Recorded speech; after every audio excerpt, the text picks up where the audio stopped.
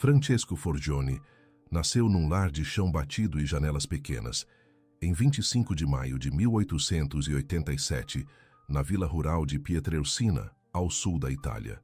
Filho de Grazio e Maria Giuseppa, camponeses simples, mas ricos de fé, ele aprenderia desde cedo que a oração podia ser a luz na escuridão da vida. O menino que um dia o mundo conheceria como São Pio de Pietrelcina cresceu sob o sol quente do campo e a sombra fresca do terço rezado em família. Foi entre galinhas, figueiras e a dureza da terra que sua alma começou a se inclinar para o céu. Celebrado em 23 de setembro, dia em que sua alma passou deste mundo ao encontro do Pai, São Padre Pio é reconhecido como santo dos estigmas e intercessor dos impossíveis. A Igreja o proclama padroeiro dos confessores, dos voluntários da defesa civil italiana, e por tantos testemunhos de consolo que surgem ainda hoje, é invocado também por aqueles que lutam contra o estresse, a ansiedade e as dores sem nome. Sua vida é como uma janela aberta para o sobrenatural, mas também uma lição muito concreta de que a santidade nasce, muitas vezes, da dor silenciosa e da fidelidade escondida. Ele não desejou glória, apenas a graça de ser um pobre frade que reza, e assim foi. Em meio à guerra e à modernidade que afastava os corações de Deus, Padre Pio tornou-se um farol. Suas chagas, sinais visíveis da paixão de Cristo, não o colocaram num pedestal, mas no altar da compaixão. Por 50 anos, carregou as marcas do crucificado nas mãos, nos pés e no lado, e ofereceu cada dor como prece por nós. Através dele, Jesus estendeu novamente as mãos para os que se sentiam perdidos, feridos, esquecidos. Milagres, bilocações, leituras das almas, visões celestiais. Tudo isso marcou sua existência. Mas o maior de seus feitos talvez tenha sido amar cada pessoa que se aproximava dele com o mesmo fervor com que amava a Eucaristia. Sua vida nos diz que a fé, quando verdadeira, é capaz de transformar lágrimas em sementes de esperança. Este homem que nasceu em uma vila esquecida tornou-se abrigo de multidões. Sua história não é apenas bonita, é necessária, porque nos mostra que a dor, quando vivida com Deus, pode ser a via mais segura para o céu. Hoje, milhões se voltam para São Padre Pio em busca de cura, consolo e paz. Que ao mergulharmos em sua jornada, nosso coração se reconheça chamado. Pois essa não é apenas a história de um santo, mas o retrato daquilo que Deus pode fazer com um coração totalmente entregue. Na simplicidade da vila de Pietrelcina, onde o sino da igreja marcava os ritmos da vida e as mãos calejadas dos camponeses sustentavam a esperança, nasceu Francesco Forgione. Ele foi o quarto entre 8 irmãos de uma família que conhecia a pobreza, mas era rica de fé.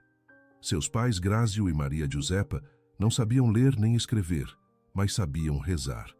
E foi essa herança, a da oração e da confiança em Deus, que moldou o coração do menino que um dia vestiria o hábito dos capuchinhos. Francesco cresceu ouvindo a mãe murmurar as ave-marias ao pé da cama e vendo o pai juntar moedas para acender uma vela diante da imagem de São Francisco. Ali, no altar doméstico feito de madeira bruta e fé viva, começou sua primeira consagração interior. Desde muito pequeno, ele gostava de se recolher em silêncio diante do crucifixo, como quem já compreendia que o amor verdadeiro se expressa no sacrifício. As outras crianças corriam pelos campos, mas ele preferia o recolhimento. Não por timidez, mas porque seu coração parecia já escutar os passos de Deus. Aos 12 anos, quando recebeu a primeira comunhão e o sacramento da crisma, sentiu uma alegria tão profunda que chorou. Não eram lágrimas de emoção passageira, mas de um coração que começava a compreender o mistério da Eucaristia. Naquela mesma fase, seus pais, percebendo o chamado que se acendia no filho, fizeram um gesto de amor que só se entende pela fé. Grazio, seu pai, partiu para os Estados Unidos em busca de trabalho, para pagar os estudos que Francesco precisaria fazer para ser aceito na vida religiosa. Enquanto o corpo de seu pai suava em terras distantes, o espírito do filho se fortalecia na oração. A casa modesta dos Forgione tornou-se um pequeno santuário. Ali se rezava o terço em família, se agradecia pelo pouco e se esperava tudo de Deus. E foi nesse solo fértil de fé e sacrifício que a vocação de Francesco floresceu com suavidade, como um lírio escondido entre pedras. Ele não teve pressa, mas também nunca hesitou. Em 6 de janeiro de 1903, com apenas 15 anos, bateu às portas do noviciado dos frades menores capuchinhos, em Morcone. E ao vestir o hábito marrom e apertar a corda à cintura, não estava apenas mudando de nome, agora Frei Pio, mas selando uma entrega que marcaria o mundo. Desde aquele momento, sua vida não seria mais sua. Aquele jovem franzino, nascido do ventre da pobreza e alimentado pela fé de uma família humilde, caminhava para ser testemunha viva da misericórdia divina.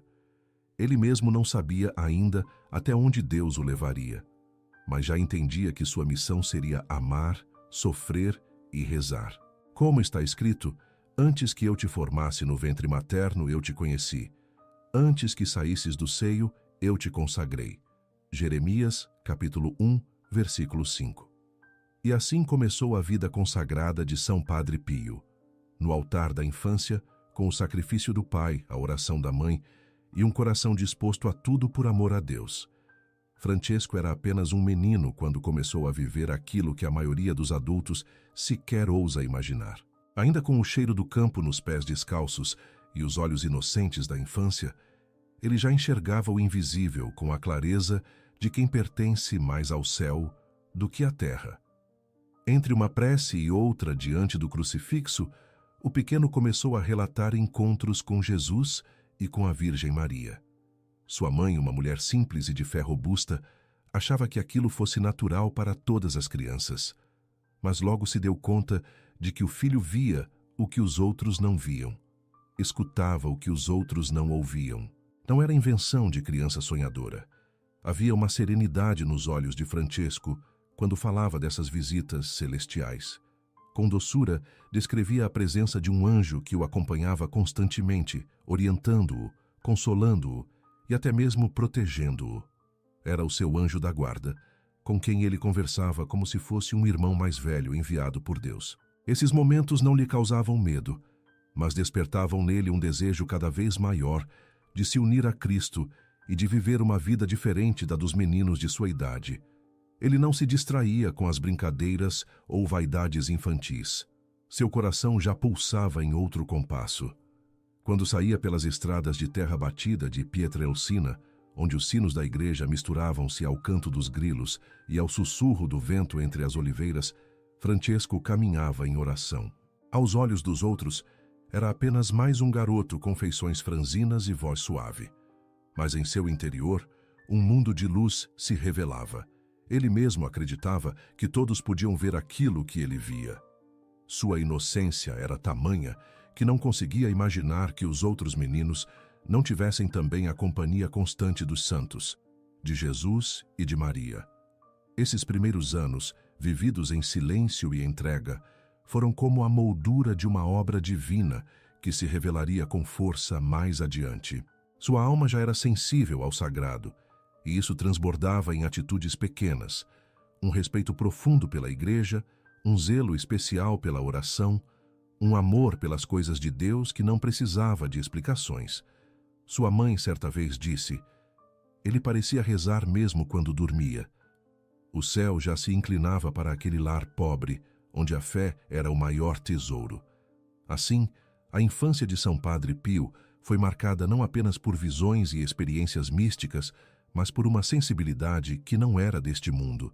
Como escreve o Salmo: desde o seio materno me tens amparado, desde o ventre de minha mãe és o meu Deus. Salmos capítulo 22, versículo 10. Deus já o conduzia desde os primeiros passos, preparando com ternura e rigor aquele que se tornaria um espelho vivo do Cristo crucificado. Francesco não teve uma infância comum, teve uma infância sagrada, que o ensinou que o invisível é mais real do que tudo que se pode tocar. Na juventude consagrada de Francesco Forgione, agora Frei Pio, o que mais se destacava não era o vigor de seu corpo, mas a intensidade de sua alma. No entanto, esse caminho espiritual tão elevado não foi isento de dores físicas. Logo nos primeiros anos de sua formação, Frei Pio passou a enfrentar enfermidades que desafiavam tanto a medicina quanto a paciência humana. Febres altíssimas, cansaço extremo, dores persistentes e uma fragilidade que o obrigou a retornar várias vezes à casa dos pais. Aquilo que parecia um obstáculo ao sacerdócio tornava-se, na verdade, escola de humildade e abandono nas mãos de Deus. Seus confrades o viam rezar mesmo quando a dor apertava. Ele jamais reclamava. Silencioso, aceitava as limitações do corpo como um altar invisível onde oferecia a Deus cada sofrimento. Ainda jovem, foi privado por um tempo do convívio no convento, o que poderia abalar qualquer vocação em amadurecimento. Mas para ele, mesmo o isolamento tornava-se espaço de comunhão. Em casa, continuava a rezar com fervor, estudando sempre que possível e mantendo viva sua ligação com a vida religiosa. Os vizinhos viam naquele rapaz doente algo que transcendia a aparência física. Sua serenidade era como um espelho do céu. Houve momentos em que os próprios superiores duvidaram se ele teria forças para perseverar. Era comum naquela época que candidatos ao sacerdócio fossem afastados diante de problemas graves de saúde. Mas Frei Pio mostrava algo que nenhum diagnóstico podia medir: uma vontade inquebrantável de amar a Deus acima de tudo. Sua resposta ao sofrimento não era revolta, mas entrega. Sua resposta à limitação não era desistência, mas confiança. Como ensina a segunda carta aos Coríntios, por isso sinto prazer nas fraquezas, nas injúrias, nas necessidades, nas perseguições e nas angústias por amor de Cristo. Porque quando estou fraco, então é que sou forte. Segunda carta aos Coríntios, capítulo 12, versículo 10. Além da saúde, outro conflito que o marcou foi a incompreensão de alguns que não entendiam seu modo de viver. Recolhido, penitente, silencioso, Frei Pio não se ajustava aos moldes comuns. Sua presença causava desconforto em quem não compreendia as coisas do espírito, e ele sofria com isso, mas sem ressentimento.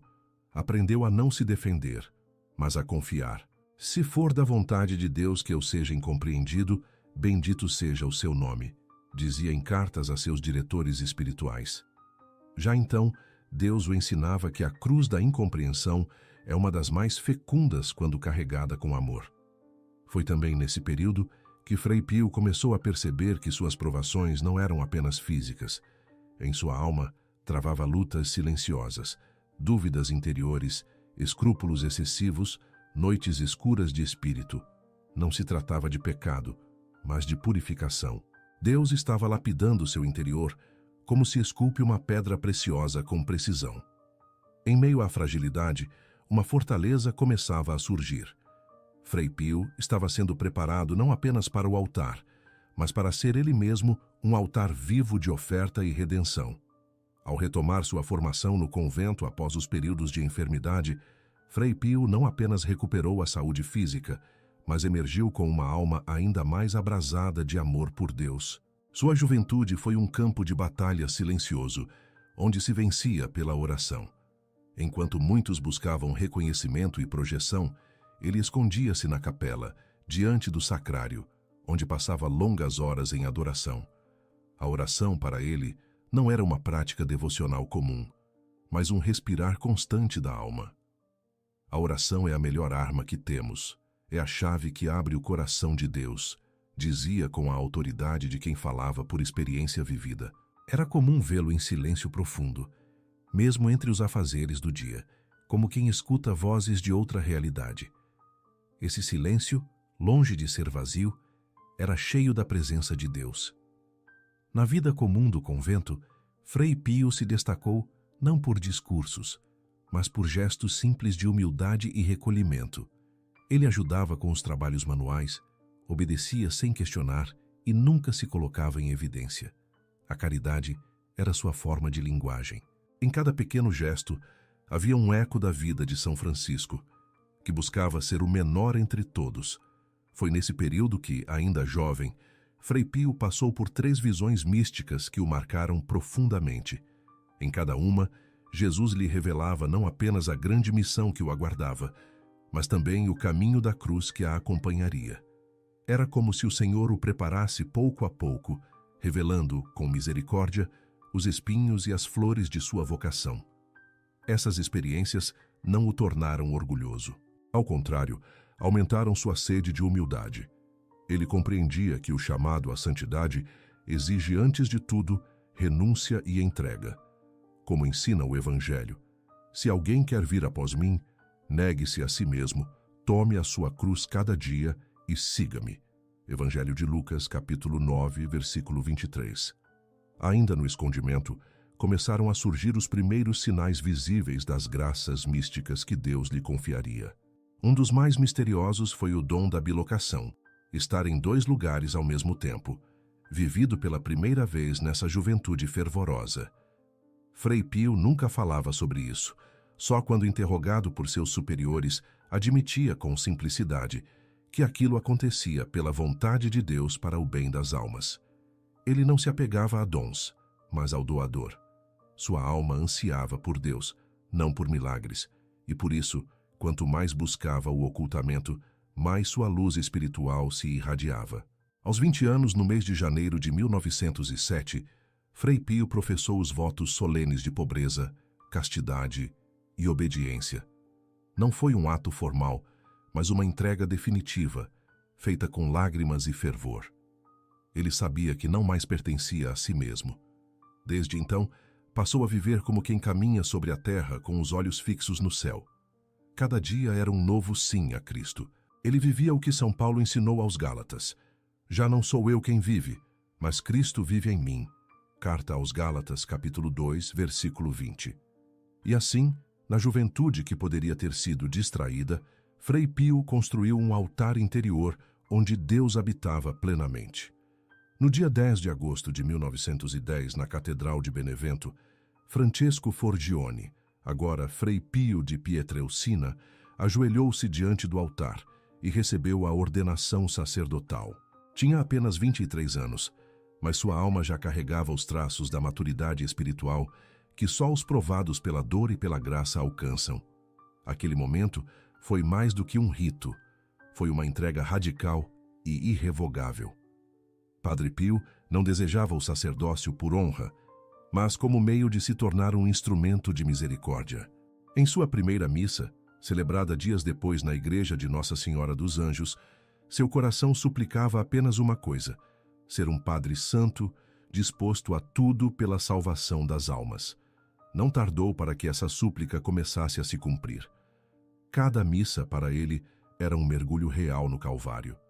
Não apenas repetia os gestos de Cristo, mas os vivia com profundidade interior tão intensa que quem assistia percebia, com reverência, que ali se renovava verdadeiramente o sacrifício do Senhor. Seu olhar durante a consagração era o de quem contemplava o próprio rosto de Jesus. Suas lágrimas se misturavam ao vinho consagrado e o altar tornava-se o seu Gólgota silencioso. Não havia teatralidade, apenas entrega. Ele compreendia que a Eucaristia não era um símbolo, mas uma presença viva. Quem come a minha carne e bebe o meu sangue tem a vida eterna, e eu o ressuscitarei no último dia. Evangelho de João, capítulo 6, versículo 54. Padre Pio havia feito uma escolha que poucos ousam: ser oferta viva, não apenas pelo seu povo, mas por toda a Igreja. Consagrou cada fibra de seu ser à missão sacerdotal. Sua vida deixou de ter projetos próprios. Tudo girava em torno da salvação das almas. Por isso, ele abraçava com amor cada penitente, cada oração, cada sacrifício. Não havia reservas em seu coração. Seu voto não foi apenas de palavras, mas de carne e espírito. Vivia pobre, rezava incessantemente, e mesmo enfermo jamais deixava de exercer seu ministério. Era como se dissesse com a vida: eis-me aqui, envia-me. Livro do profeta Isaías, capítulo 6, versículo 8.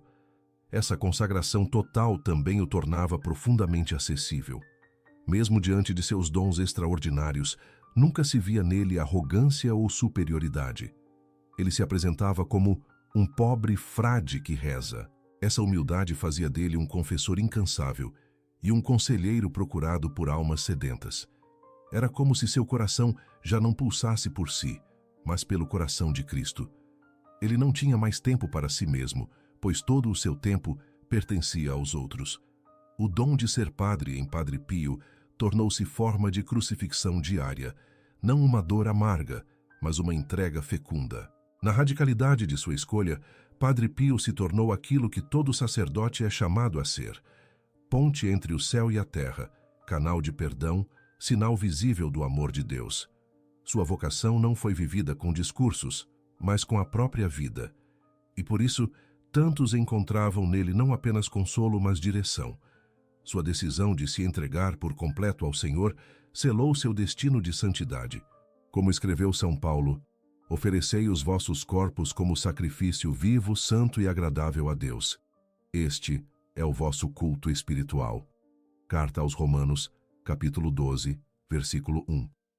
Padre Pio fez disso sua missão, e sua vida passou a ser, a cada dia, uma missa celebrada com o coração em chamas.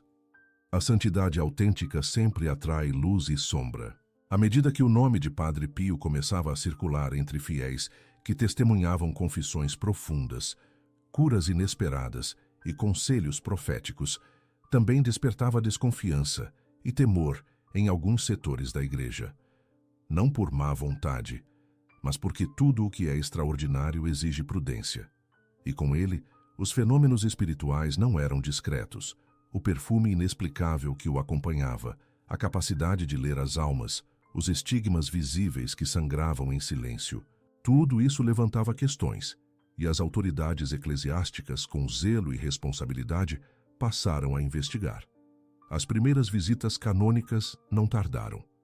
Padres, médicos e teólogos eram enviados para observá-lo, interrogar seus confrades, analisar seus escritos. Muitos buscavam a verdade com fé e honestidade. Outros, porém, levavam já no coração a dúvida ou o preconceito. Padre Pio não se defendia. Aceitava cada verificação com humildade e confiança. Chegou a dizer: sou apenas um instrumento nas mãos de Deus.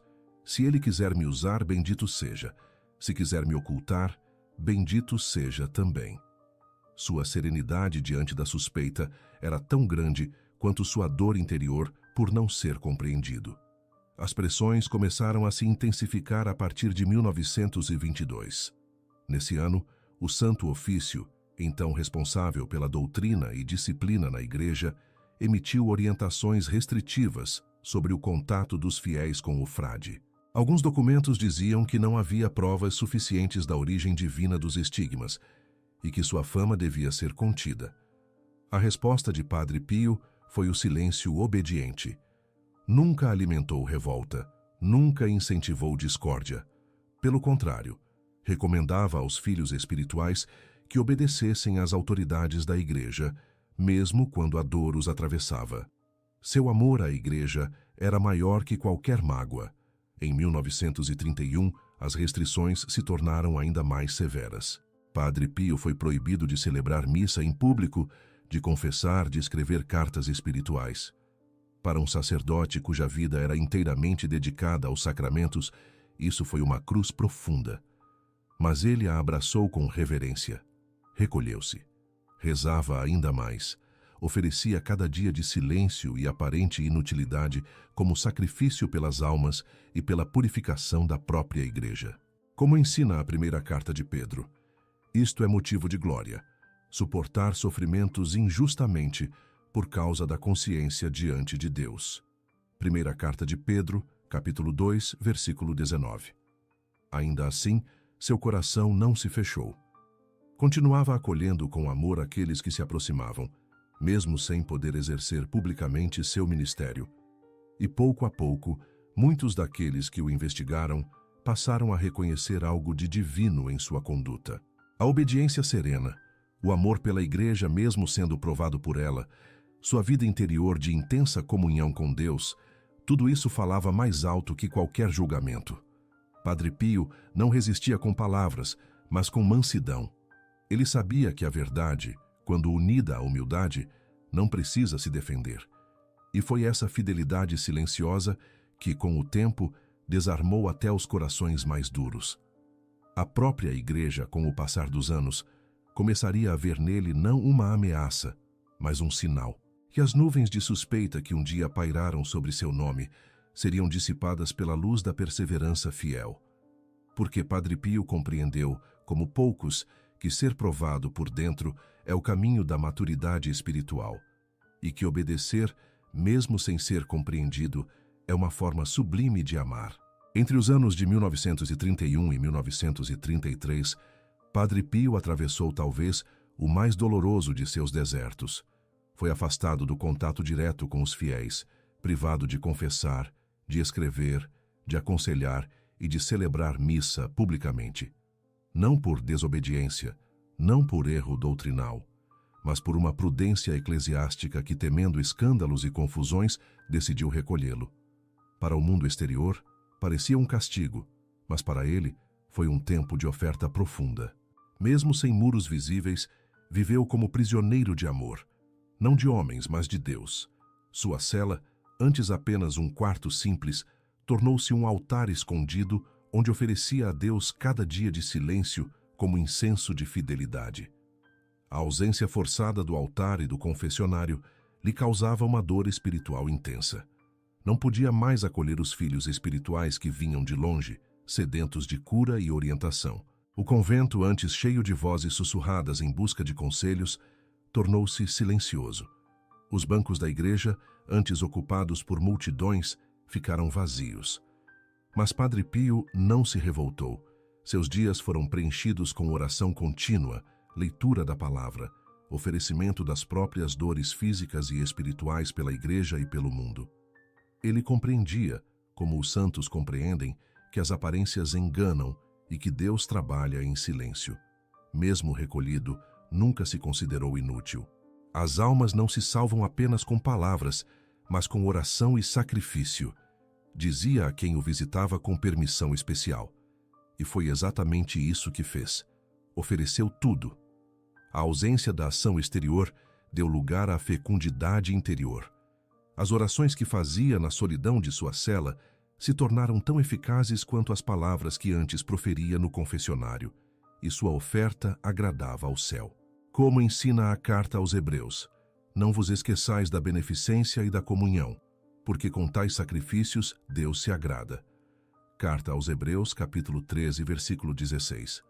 Aos poucos, até mesmo os superiores que antes o haviam restringido começaram a se sensibilizar. A ausência de queixas, a obediência constante, o espírito de paz que se mantinha firme em meio à provação, tudo isso testemunhava algo maior. Era impossível não ver em Padre Pio uma fidelidade silenciosa, que gritava mais forte do que qualquer defesa. Ele não se apoiava em milagres ou dons extraordinários. Apoiava-se unicamente em Cristo crucificado, que também foi silenciado, incompreendido, rejeitado.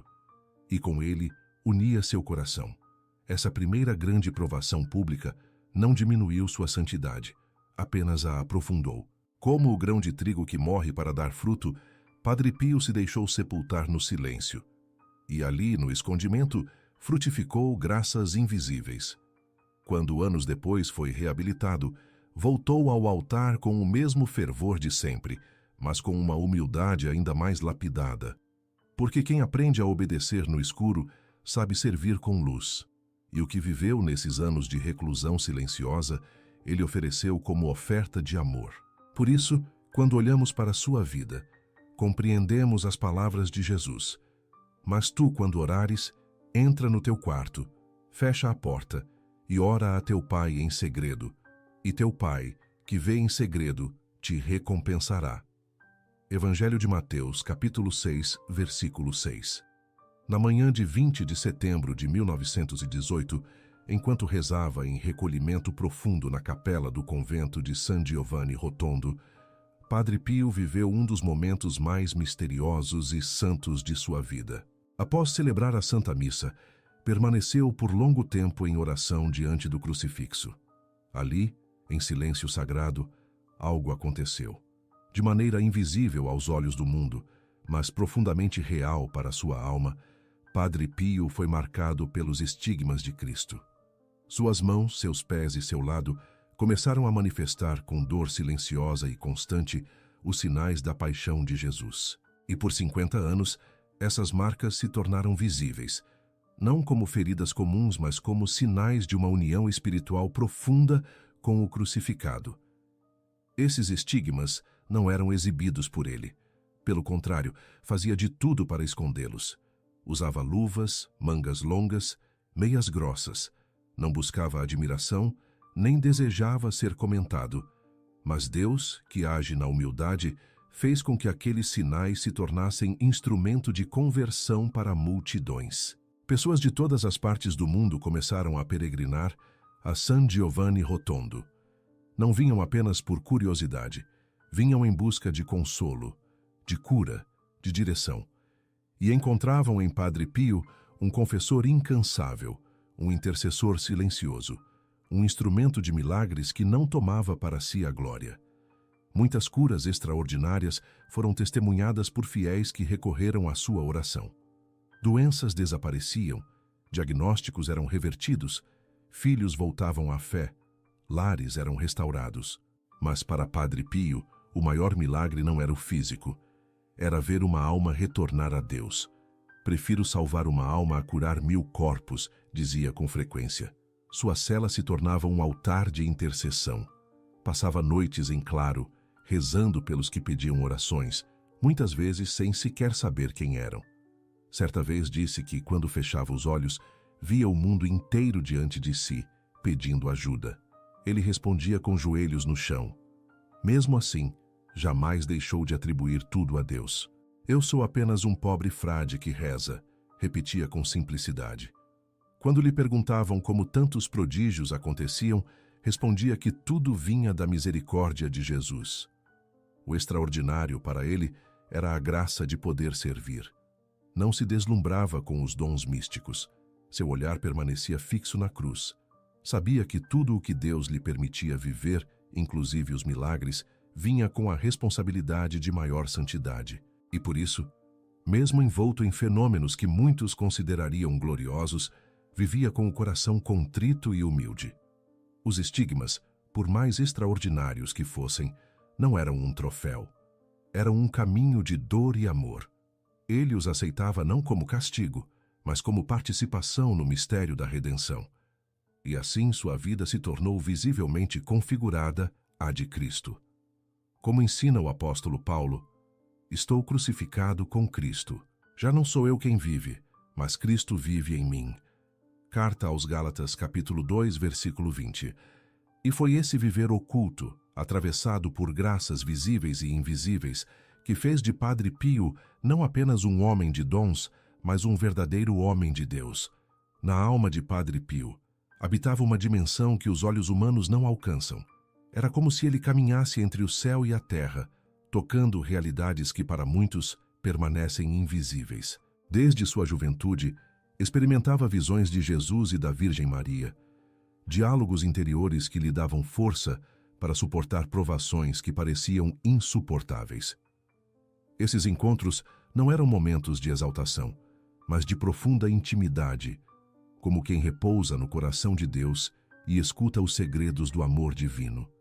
Em um de seus escritos, revelou ter ouvido de Cristo: eu te faço sofrer para que as almas sejam salvas. Essa consciência o sustentava. Ele não sofria por acaso, sofria por amor.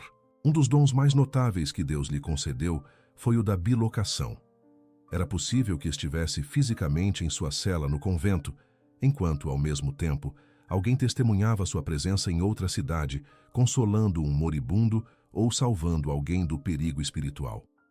Esses relatos, embora numerosos e documentados, jamais foram usados por Padre Pio para se engrandecer. Sempre afirmava que era Deus quem agia, e ele apenas um instrumento.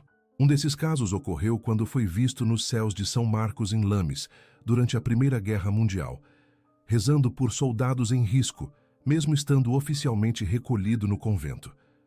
O extraordinário, mais uma vez, se escondia sob o véu da humildade. Outro dom espiritual era o de conhecer as consciências. No confessionário, bastava que a pessoa se ajoelhasse e ele já via o estado da alma. Às vezes, interrompia a confissão para indicar um pecado esquecido ou insistia para que o penitente falasse a verdade com sinceridade. Não havia julgamento, apenas amor exigente. Queria que todos experimentassem a misericórdia de Deus em profundidade. Como diz a primeira carta de João, se confessarmos os nossos pecados, Ele é fiel e justo para nos perdoar os pecados e nos purificar de toda injustiça. Primeira carta de João, capítulo 1, versículo 9. Que assim, milhares voltaram para casa com o coração limpo, transformados por um simples toque de graça. Mas talvez o maior consolo espiritual de sua vida tenha sido o Santo Rosário. Padre Pio o chamava de arma poderosa contra o mal e rezava dezenas por dia, oferecendo cada Ave Maria por intenções que somente Deus conhecia. Incentivava todos os que o procuravam a rezarem o terço com fé e perseverança. Em sua cela, o terço pendia sempre do braço, como se fizesse parte do seu próprio corpo. Era com ele que enfrentava as noites escuras da alma, as dores do corpo, as angústias pelos seus filhos espirituais. E muitas vezes era com ele que adormecia em oração, como uma criança que adormece nos braços da mãe. Padre Pio não buscava experiências místicas. Elas vinham como fruto da sua entrega radical a Cristo, e mesmo nesses momentos de luz sobrenatural, jamais se afastava da simplicidade do Evangelho. Sua vida era como a sarça ardente que Moisés viu no deserto. Queimava em Deus, mas não se consumia. E quem se aproximava dele sentia que ali havia algo do céu, não para provocar admiração, mas para despertar conversão. Ele mesmo dizia: é necessário que o mundo veja e entenda, mas sobretudo que se ajoelhe e reze. Porque toda experiência espiritual que não leva à oração é vã. E toda consolação divina que não conduz à cruz é passageira. Padre Pio vivia ambas com amor fiel. Os últimos anos de Padre Pio foram marcados por um sofrimento silencioso, vivido com dignidade e esperança. O corpo, já enfraquecido pelo tempo e pelas provações, carregava os sinais de uma vida inteira oferecida em sacrifício. As dores físicas aumentavam, os estigmas continuavam a sangrar discretamente, e ainda assim seu coração não cessava de rezar. Mesmo quando as forças faltavam, ele se mantinha firme diante do altar, celebrando a Santa Missa com a mesma intensidade dos primeiros anos de sacerdócio. Para ele, a dor não era um obstáculo, mas uma ponte para Deus. Como escreve o apóstolo Paulo: completo no meu corpo o que falta aos sofrimentos de Cristo, em favor do seu corpo que é a Igreja. Carta aos Colossenses, capítulo 1, versículo 24. Foi nesse tempo que sua missão de caridade assumiu forma concreta. Em 1956, com o apoio de doadores e devotos do mundo inteiro, fundou a Casa Sollievo della Sofferenza, a Casa Alívio do Sofrimento. Não era apenas um hospital, mas um santuário de compaixão, onde o cuidado aos doentes era impregnado de espiritualidade. Padre Pio queria que ali os pacientes fossem tratados com amor, como se o próprio Cristo estivesse sendo atendido. Esse gesto tornou visível o que sempre esteve em seu coração: o amor aos que sofrem. A caridade para ele era inseparável da fé. Ele dizia: os doentes são Jesus em pessoa. Mesmo consumido pelas limitações físicas, não se afastava das pessoas. Passava horas no confessionário, atendendo com paciência e compaixão. Continuava a ser procurado por milhares, que viam nele não apenas um santo, mas um pai espiritual. De fato, seu coração se alargava para acolher a todos, e sua paternidade espiritual alcançava continentes. Muitos testemunhavam que bastava olhar nos olhos de Padre Pio para sentir-se compreendido, perdoado e chamado a uma vida nova.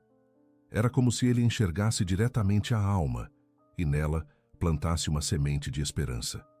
O tempo também o provava com ausências e perdas. Amigos partiam, perseguições voltavam sob novas formas, dúvidas ainda circulavam, mas nada disso o abalava. Seu espírito estava ancorado em Deus. Continuava oferecendo tudo em silêncio, inclusive sua fraqueza e seus limites. Com o passar dos anos, as marcas dos estigmas começaram a diminuir, mas sua união com Cristo apenas se aprofundava. Já não precisava sangrar visivelmente, sua alma inteira estava marcada, e quem o via Mesmo em cadeira de rodas ou andando com dificuldade, não encontrava um homem vencido, mas um guerreiro da luz. Naquela fase derradeira, a única coisa que parecia pesar-lhe era não conseguir mais atender a todos como antes. Chorava por não ter mais forças, mas mesmo assim, seguia rezando. Repetia com frequência: Jesus, Maria, José, eu vos amo, salvai as almas. Era o grito do seu coração, a súplica de quem já vivia com um pé na eternidade. Ele não se preparava para partir, já vivia em constante despedida, porque sua vida inteira foi uma entrega. E assim, seu último testemunho foi a fidelidade. Fidelidade ao chamado, à cruz, à igreja, aos que sofrem. E, sobretudo, fidelidade ao amor. Na madrugada do dia 23 de setembro de 1968, o céu se inclinou sobre a terra. Era o último dia de vida de Padre Pio de Pietrelcina, o frade que carregou o mundo em oração e ofereceu cada batida do coração pelos que sofrem. Já muito debilitado, passara as últimas horas em silêncio, rodeado por irmãos do convento, com o rosário entre os dedos e os olhos voltados para o alto. Não havia temor. Sua alma parecia já morar no eterno. Pouco antes das 2:30 da manhã, com a voz enfraquecida e serena, repetiu pela última vez as palavras que tantas vezes dissera em vida: Jesus, Maria. E assim, entregou sua alma a Deus. O instante não foi marcado por agitação, mas por uma paz indescritível, como se o céu o recebesse em festa. Logo após seu último suspiro, um acontecimento misterioso e profundamente simbólico comoveu todos que estavam presentes. Os estigmas, que por 50 anos marcaram seu corpo como sinais visíveis da paixão de Cristo, desapareceram completamente. Não restaram cicatrizes nem vestígios, a pele voltou a ser como era antes das chagas. Esse fenômeno, até hoje inexplicável pela ciência, foi interpretado por muitos como confirmação do seu sofrimento oferecido em união perfeita com Cristo, que agora era recompensado com a plenitude da glória. Como escreve o profeta Isaías: depois do sofrimento de sua alma, verá a luz e ficará satisfeito. Isaías, capítulo 53, versículo 11. A notícia de sua partida se espalhou com uma rapidez que superou as distâncias. Pessoas de todos os lugares começaram a acorrer a San Giovanni Rotondo. Milhares fizeram filas intermináveis para ver o corpo do santo frade. Muitos chorando, outros em silêncio reverente. Era como se um pai tivesse partido. Homens e mulheres simples, jovens e idosos, religiosos e peregrinos, todos queriam se despedir daquele que os acolhera tantas vezes com um olhar, uma bênção, uma confissão transformadora. O mundo reconhecia, sem precisar de proclamações oficiais, que havia perdido um santo, mas o céu havia ganhado um intercessor eterno. Durante os dias que se seguiram ao seu falecimento, muitos relataram sinais e consolações. Pessoas que nunca haviam ido a uma igreja voltaram à fé. Doentes sentiram alívio, famílias se reconciliaram. Era como se a presença espiritual de Padre Pio, longe de se apagar, tivesse se multiplicado. E de fato ele mesmo prometera em vida: farei mais barulho morto do que vivo. E assim aconteceu. Sua intercessão cresceu, sua fama se espalhou, sua memória se tornou fonte de esperança. Em 2002 foi canonizado por Papa João Paulo II diante de uma multidão imensa, confirmando aquilo que o povo já havia sentido no coração. Mas o verdadeiro legado de Padre Pio não está apenas nos milagres, nos sinais ou na veneração. Está na sua vida oferecida. Ele mostrou que é possível ser fiel até o fim, mesmo em meio às dores mais profundas, que a oração é uma força viva, que o sofrimento, unido ao amor, se transforma em redenção, que o silêncio, quando vivido com fé, grita para o céu. Sua morte não foi o fim, foi o início de uma missão ainda mais fecunda. E hoje, tantos anos depois, milhões continuam a repetir o nome daquele frade de voz firme e coração rendido. São Pio de Pietrelcina, rogai por nós. A vida de São Padre Pio de Pietrelcina é como um farol aceso em meio às noites mais escuras da alma. Ele nos ensinou que a oração pode ser escudo e espada, que o sofrimento, quando acolhido com fé, se transforma em ponte para o céu e que o verdadeiro milagre é amar sem medida. Sua história não é apenas para ser contada, mas para ser vivida. Cada gesto seu, a mão estendida no confessionário, o olhar fixo no crucifixo, os joelhos dobrados diante do sacrário, é um convite silencioso para que também nós nos tornemos morada de Deus no mundo. Ele não foi herói por não ter caído, mas por ter se levantado, silenciosamente, cada vez que a dor o tentou parar. Padre Pio não fundou grandes ordens, não escreveu tratados teológicos, não buscou aplausos. Ele simplesmente viveu o Evangelho com radicalidade. E isso basta. Porque o mundo não precisa de cristãos perfeitos, mas de corações rendidos. Ele foi um homem como nós, com fraquezas, dúvidas e limites, mas escolheu amar, escolheu perdoar, escolheu obedecer. E por isso se tornou uma ponte viva entre o céu e a terra. Seu legado é simples e profundo: rezar, confiar e nunca desistir. Reze, espere e não se preocupe. Essa frase que brotou de sua alma hoje conforta multidões, porque é na confiança que Deus age. Se você carrega uma dor silenciosa, uma enfermidade prolongada, uma perda que ainda sangra, ou uma espera que parece sem fim, saiba que São Padre Pio entende. Ele mesmo viveu tudo isso. E agora, do céu, intercede por todos os que buscam forças. Feche os olhos por um instante e peça com fé: São Padre Pio, ajuda-me a carregar minha cruz com amor. Não há oração que ele não ouça, não há alma que ele não acolha. Sua intercessão é forte, porque vem de um coração que foi moldado no fogo da fidelidade. E ele continua a repetir o que tantas vezes disse em vida: eu ficarei na porta do paraíso até o último dos meus filhos entrar. Se você sente no coração o desejo de entregar algo a Deus hoje, uma dor, uma decisão, um ente querido, um recomeço, faça isso agora, em silêncio, diante do crucificado. Reze o rosário, busque a confissão, volte à missa com fé renovada. E se puder, escreva seu pedido de oração. Nós vamos rezar por você, com você, porque a fé que consola é também a fé que une, e juntos somos mais fortes. Como está escrito: onde 2 ou 3 estiverem reunidos em meu nome, ali estou no meio deles. Evangelho de Mateus, capítulo 18, versículo 20. Se esta história tocou seu coração, compartilhe. Talvez alguém hoje esteja esperando uma palavra de fé, uma lembrança de que o céu ainda cuida de nós. Inscreva-se para seguir conosco nessa caminhada de esperança. Porque, como Padre Pio, também nós fomos chamados a ser instrumentos de Deus no mundo. Que Ele nos ensine a viver com fé, a amar com coragem e a esperar com paciência. São Padre Pio de Pietrelcina, rogai por nós.